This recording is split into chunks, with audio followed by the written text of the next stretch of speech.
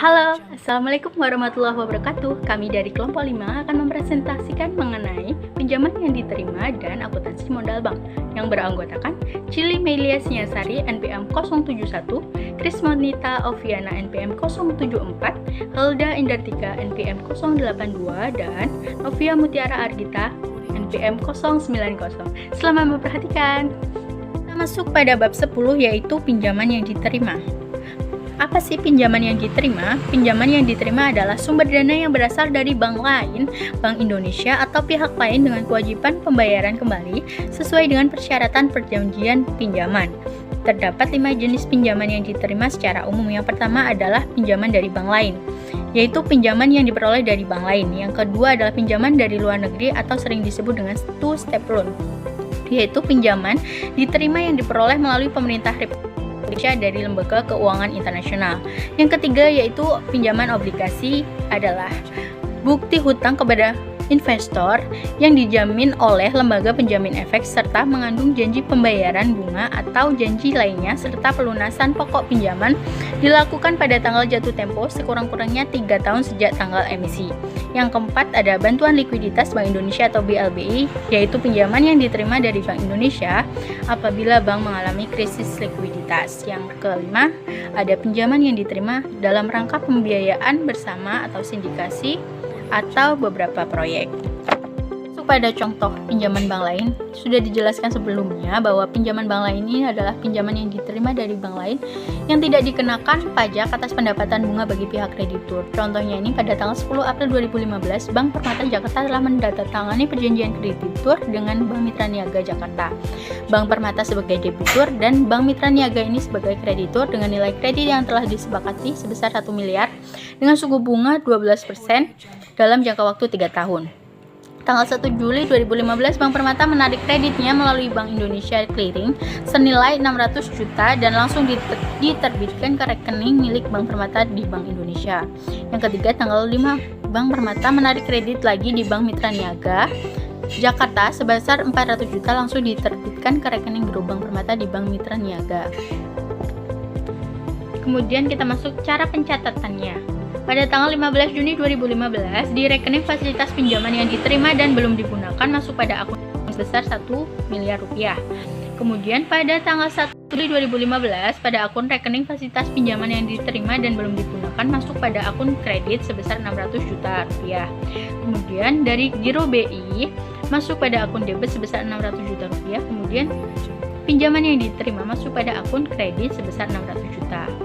Kemudian untuk pada tanggal 5 Juli 2015, pinjaman yang diterima dan belum digunakan ini masuk pada akun kredit sebesar 400 juta rupiah dan giro-giro bank lain 400 juta masuk pada akun debit dan pinjaman yang diterima masuk pada akun kredit. Di contoh 2, BPR Arta Makmur Semarang telah menandatangani perikatan kredit dengan Bank Semarang senilai 2 miliar dengan bunga efektif 12% per tahun. Kontrak kredit 1 tahun per 25 Juli 2015. Realisasi kredit dilakukan pada tanggal 1 Juli 2015. Biaya provisi administrasi 14 juta, biaya asuransi kredit 14 juta, biaya taksasi maksud saya 12 juta dan biaya perikatan 10 juta. Karena BPR tidak diizinkan menyelenggarakan transaksi giral, maka transaksi antar bank dilakukan di bank umum, sehingga BPR Arta Makmur Semarang membuka rekening di Bank Mandiri Semarang untuk melakukan realisasi kreditnya. Biaya-biaya yang terkait dengan pinjaman akan menjadi beban peminjam, yaitu BPR Arta Makmur Mandiri Arta Makmur Semarang. Contoh angsuran pokok dan bunga dengan metode bunga efektif dapat teman-teman lihat di halaman 129. Selanjutnya, saya akan menjelaskan tentang pinjaman two-step loan.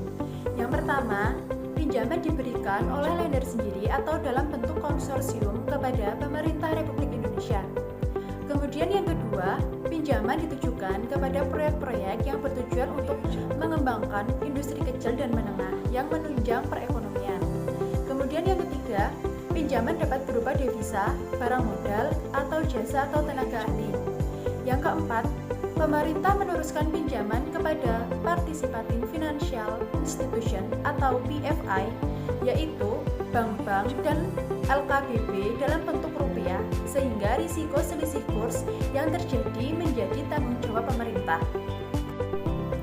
Suku bunga TSL ditentukan oleh pemerintah, di mana TSL ini berjangka waktu 15-20 tahun, sehingga dapat diakui sebagai equity. Kemudian perbandingan dari pembiayaan proyek antara dana TSL dengan dana dari BFI berkisar 80% dibanding 20% dari jumlah kredit. Kemudian untuk tagihan TSL yang tidak ditarik, BFI wajib membayar kepada pemerintah sejumlah biaya yang dibayar kepada lender oleh pemerintah sesuai perjanjian, termasuk komitmen charge sejumlah persentase tertentu berkisar 0,75% per tahunnya. Kemudian untuk jurnalnya sendiri, teman-teman bisa lihat di halaman 131 dan 132. Yang selanjutnya adalah pinjaman obligasi.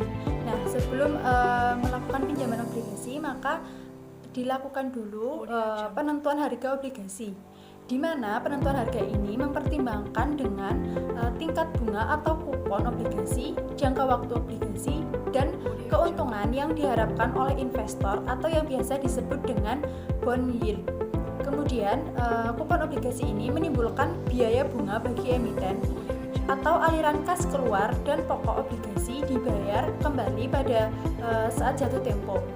Kemudian harga obligasi berdasarkan jumlah present value dari aliran kas biaya ditambah dengan present value dari nilai pokok obligasi pada saat jatuh tempo dengan yield yang disarankan. Slide selanjutnya yaitu rumus penerimaan bunga atau kupon. Nah, rumus ini digunakan setiap setahun. Rumus selanjutnya, rumus penerimaan setiap setengah tahun sekali. Nah, rumus ini itu memerlukan waktu yang lama. Jadi, membutuhkan bantuan tabel bunga untuk persen value anuitas untuk biaya bunga dan persen value Rp1 untuk nilai pokok obligasi.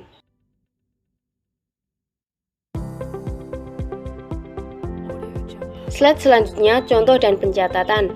Pada tanggal 2 Januari 2015, Bank Artamara menjual obligasi jangka panjang kepada PT Kadir Jaya sebanyak 1000 lembar.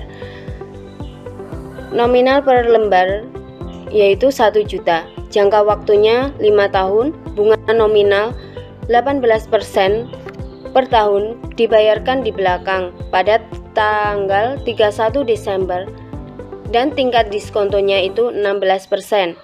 Selanjutnya, keterangan mengenai soal sebelumnya. Yang pertama, nilai tunai bunga 180.000 dikali 3,433 dikali 1000 lembar sama dengan 619.740.000. 180.000 itu didapat dari 1 juta dikali 18%. 3,433 didapat dari tabel bunga. Nilai tunai pokok obligasi sama dengan 1 juta dikali 0,519 dikali 1000 lembar sama dengan 519 juta. Hasil dari 0,519 itu dari nilai tabel. Harga obligasinya jadi 1.138.740.000. Obligasi yang dijual itu akan dicatat sebesar harga nominal. Nah, jika selisih harga jual di atas harga nominal maka disebut agio atau premi. Jika selisih di bawah harga nominal maka disebut disagio atau diskonto. Jurnal transaksi pada tanggal 2 Januari 2015. Pada sisi debit itu ada kas atau giro PT Kadir Jaya sebesar 1.138.740.000. Pada sisi kredit itu ada agio obligasi sebesar 138.740.000 dan pinjaman obligasi sebesar 1 miliar. Pada tanggal 31 Desember 2015 itu ada 2 transaksi. Yang pertama, pada debit itu biaya bunga dan kredit itu kas sebesar 180 juta. Untuk transaksi yang kedua itu pada debit agio obligasi dan kredit biaya bunga sebesar 27.748.000. Nah, jika obligasi dijual di bawah harga nominal, maka saat jual itu debit ada kas giro dan disagio obligasi. Pada kredit ada pinjaman bunga. Pada saat bayar bunga itu debit ada biaya bunga, kredit ada kas. Saat akumulasi disagio, debit ada biaya bunga, kredit ada disagio obligasi. Pada saat pelunasan, debit ada pinjaman obligasi, kredit ada kas.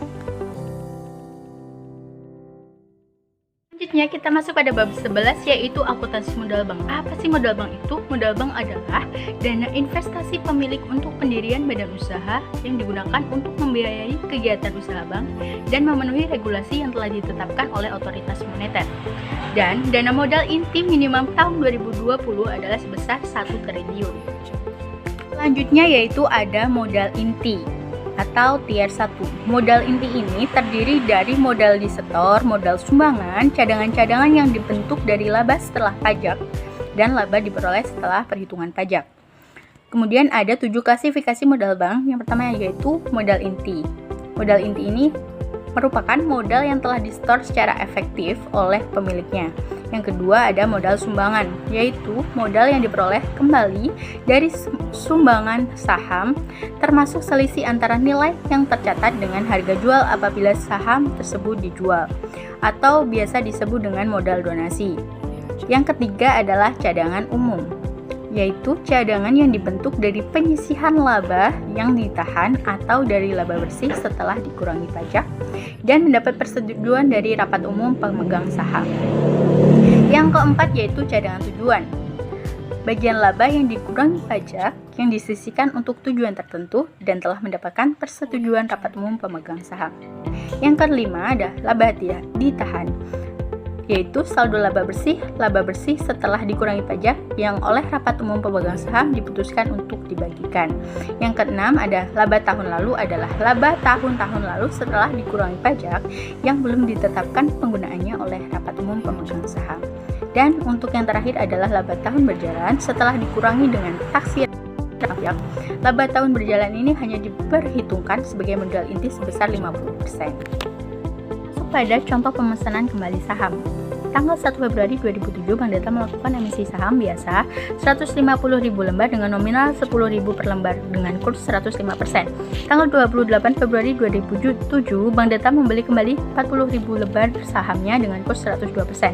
Tanggal 31 Maret 2007, Bank Data menjual kembali saham treasury sebanyak 20.000 lembar dengan kurs 103%. Tanggal 1 April 2007, Bank Data menjual kembali 20.000 lembar saham treasury dengan kurs 97%. Menggunakan metode harga nominal di mana kas masuk pada debit dan modal saham dan agio saham masuk pada kredit. Agio saham ini didapatkan dari karena kursnya ini ada 105%, lebih dari 100%. Nah, berarti lebih dari 5% penjualannya dikalikan dengan modal saham. 5% dikalikan dengan modal sahamnya menghasilkan 75 juta agio saham. Kemudian untuk tanggal 28 Februari 2007, saham treasury dan agio saham masuk pada debit dan kasnya masuk pada kredit. Pada tanggal 31 Maret, kas masuk pada debit, kemudian saham treasury dan agio sahamnya masuk pada kredit. Untuk tanggal 1 April 2007, kas berada di debit dan disagio berada di debit. Kemudian yang dikredit adalah saham treasury. Kenapa disagio modal saham masuk ke debit? Karena di situ adalah kursnya sebesar 197% atau kurang dari 100% sebesar 3% dikalikan dengan saham treasury-nya. Seperti itu. Contoh yang kedua yaitu contoh penarikan kembali saham treasury. Setelah terjadi transaksi pembelian kembali saham treasury di Bank Delta pada tanggal 28 Februari 2007, Mandetta menyatakan menarik 40.000 lembar saham treasury tersebut pada tanggal 17 Maret 2007 menggunakan metode harga nominal lagi. Nah, di mana cara penulisannya pada tanggal 17 Maret 2005 di rekening modal saham masuk pada debit dan saham treasury masuk pada akun kredit sebesar 400 juta. Lanjut pada selanjutnya, modal pelengkap atau secondary capital terdiri atas 4 macam, yaitu pertama, cadangan revaluasi aktiva tetap merupakan cadangan yang terbentuk akibat selisih penilaian kembali aktiva tetap dan sudah disetujui oleh Direktorat Jenderal Pajak. Yang kedua, penyisihan penghapusan aktiva produktif yang dibentuk dengan cara membebani laba rugi tahun yang berjalan. Yang ketiga adalah modal pinjaman, yaitu utang yang dihubung dengan instrumen atau warkat yang memiliki sifat-sifat seperti modal, di mana tidak dijamin oleh bank bersangkutan dan tidak dapat ditarik atau dilunasi tanpa adanya persetujuan Bank Indonesia, serta pembayaran bunga dapat ditangguhkan. Pencatatannya dapat teman-teman lihat pada halaman 140. Yang keempat ada pinjaman subordinasi, yaitu pinjaman yang memenuhi syarat-syarat seperti adanya perjanjian tertulis mendapatkan pinjaman dari Bank Indonesia, tidak dijamin oleh bank bersangkutan dan telah dibayar penuh, jangka waktu pinjaman minimal 5 tahun, bila akan dilunasi sebelum jatuh tempo harus mendapat persetujuan dari Bank Indonesia, serta hak tagihnya berlaku paling akhir dalam buku. Kemudian akuntansi pinjaman subordinasi adalah sama seperti akuntansi pinjaman yang diterima. Pencatatan akan dimulai dari komitmen disepakati, kemudian pada saat realisasi dan penyatatan selama periode pinjaman subordinasi berupa angsuran pokok. Selanjutnya atau yang ketiga ada modal pelengkap tambahan atau takdir kapital. Bank dapat memperhitungkan modal pelengkap tambahan untuk memperhitungkan kebutuhan penyediaan modal minimum atau KPMM. KPMM hanya digunakan untuk perhitungan risiko pasar. Pos-pos yang diperhitungkan untuk modal pelengkap tambahan adalah pinjaman subordinasi jangka pendek dengan kriteria sebagai berikut: tidak dijamin oleh bank yang bersangkutan dan disetor penuh, di jangka waktu minimal 2 tahun, tidak dapat dilunasi sebelum jatuh tempo kecuali ada persetujuan dari Bank Indonesia. Terdapat klausa yang mengikat di mana pembayaran pokok atau bunga apabila pembayaran tersebut mengakibatkan KPPM secara individual atau konsolidasi dengan perusahaan anak tidak memenuhi ketentuan yang berlaku. Terdapat jadwal pinjaman yang jelas memperoleh persetujuan dari Bank Indonesia. Modal pelengkap tambahan untuk perhitungan risiko pasar dapat digunakan dengan memenuhi kriteria sebagai berikut: tidak memiliki 25% dari bagian modal inti yang dialokasikan untuk memperhitungkan risiko pasar. Jumlah pelengkap dan modal pelengkap tambahan paling tinggi sebesar 100% dari modal inti. Modal pelengkap yang tidak digunakan dapat ditambahkan untuk modal pelengkap tambahan dengan memenuhi kriteria pada poin 4. Nah, pada pinjaman subordinasi sebagaimana diatur dalam pertemuan yang berlaku dan melebihi 50% modal inti dapat digunakan sebagai komponen modal pelengkap tambahan dengan memenuhi kriteria pada poin 4. Selanjutnya ada rasio kecukupan modal bank perkreditan rakyat. Berikut cara perhitungannya. Dalam menghitung AMR atau aktiva tertimbang menurut risiko, aktiva diberikan bobot yang besarnya didasarkan pada risiko yang terkandung pada aktiva itu sendiri atau risiko yang terkandung sesuai jenis aktiva. Rincian bobot risiko sebagai berikut. Yang pertama 0%, yang terdiri dari sertifikat Bank Indonesia atau SBI, kredit dengan amungan berupa SBI dan kredit kepada pemerintahan pusat. Yang kedua, risiko senilai 20%, giro, deposito berjangka, sertifikat deposito, tabungan, serta tagihan lainnya kepada bank lain. Selain itu juga kredit kepada atau yang dicantumkan oleh bank lain atau pemerintah daerah. rincian bobot risiko 40%, kredit kepemilikan rumah atau KPR yang dijaminkan oleh hak tanggungan pertama dengan tujuan untuk dibeli. 50% kredit kepada atau yang dijaminkan oleh BUMN atau BUMD, dan juga kredit kepada pegawai atau pensiunan yang memenuhi persyaratan. Untuk kriteria persyaratannya teman-teman dapat melihat di halaman 148. Kemudian rincian bobot 85%, contohnya adalah kredit kepada usaha mikro dan kecil. Kemudian rincian bobot 100%, kredit kepada atau yang dijaminkan oleh perorangan, koperasi atau kelompok perusahaan lainnya, aktiva dan inventaris dan aktiva lainnya. Maka yang ketiga adalah produktif dengan kualitas kurang lancar dilakukan atau macet dalam penghitungan ATMR dinilai sebesar buku besar setelah dikurangi dengan penyisihan penghapusan aktiva produktif dengan kualitas kurang lancar dilakukan atau macet. Penilaian kualitas aktiva produktif dan penyisihan penghapusan aktiva produktif mengacu pada ketentuan Bank Indonesia yang berlaku mengenai kualitas aktiva produktif dan penyisihan penghapusan aktiva produktif. Kemudian pada slide selanjutnya ada tata cara perhitungan kebutuhan modal minimum. Yang pertama, perhitungan dimulai dengan didasarkan pada ATMR atau aktiva tertimbang bobot rasio, dihitung dengan mengalihkan nilai nominal pos-pos aktiva dengan bobot risiko masing-masing. Yang kedua, menjumlahkan ATMR dari masing-masing pos pembayaran aktiva.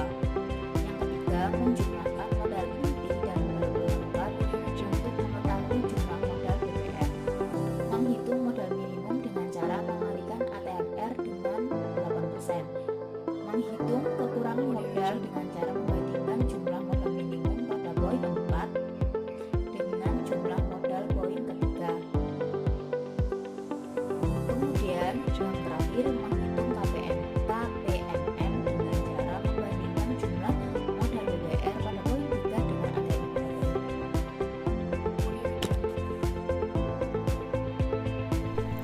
Yang selanjutnya ada rasio kecukupan modal atau capital adequacy ratio bank umum. Nah, dalam mencari rasio kecukupan modal ini menggunakan metode standar, di mana dalam perhitungan kewajiban penyediaan modal minimum bank umum memperhitungkan risiko pasar yang tertuang dalam Surat Edaran Bank Indonesia nomor 9/33/DNP tanggal 8 Desember 2007. Nah, metode standar ini memiliki pendekatan yang berinti yang pertama, perhitungan KPMM dengan menggunakan risiko kredit dan risiko pasar dilakukan dengan formula KPMM sama dengan TIR 1 ditambah TIR 2 ditambah dengan TIR 3, kemudian jumlahnya dikurangkan dengan penyertaan, kemudian dibagi dengan ATMR atau risiko kredit ditambah 12,5 dikali beban modal untuk risiko pasar sama dengan 8% yang bisa dikatakan dengan minimum.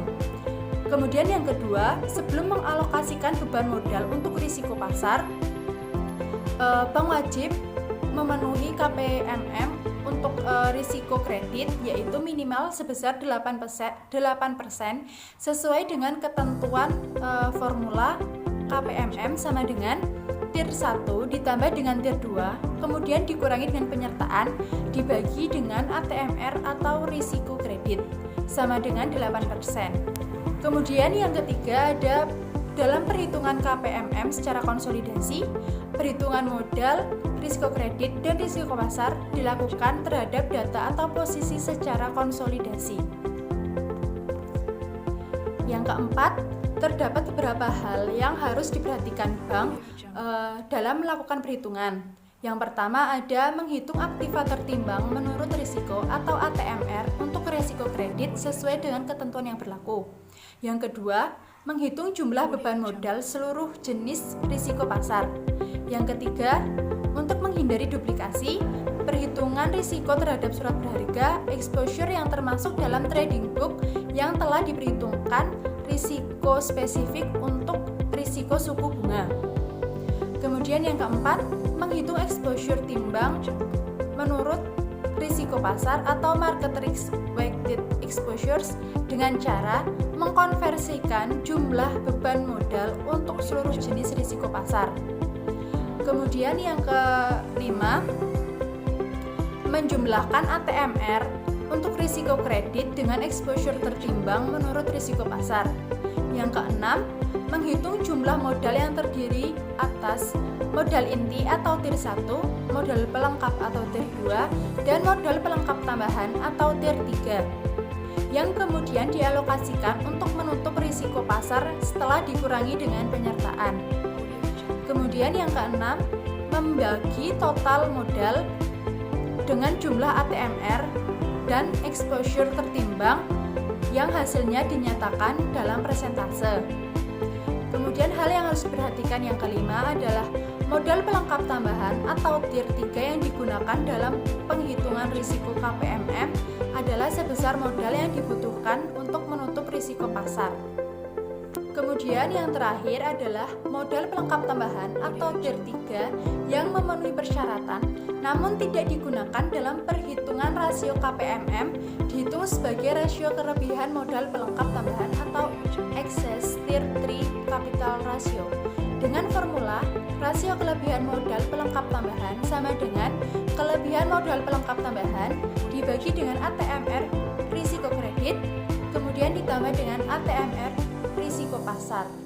Untuk tabel perhitungan aktiva tertimbang menurut risiko sesuai dengan surat edaran BI nomor 8/3/DNP per 30 Januari 2006 bisa teman-teman lihat di halaman 156 sampai 160.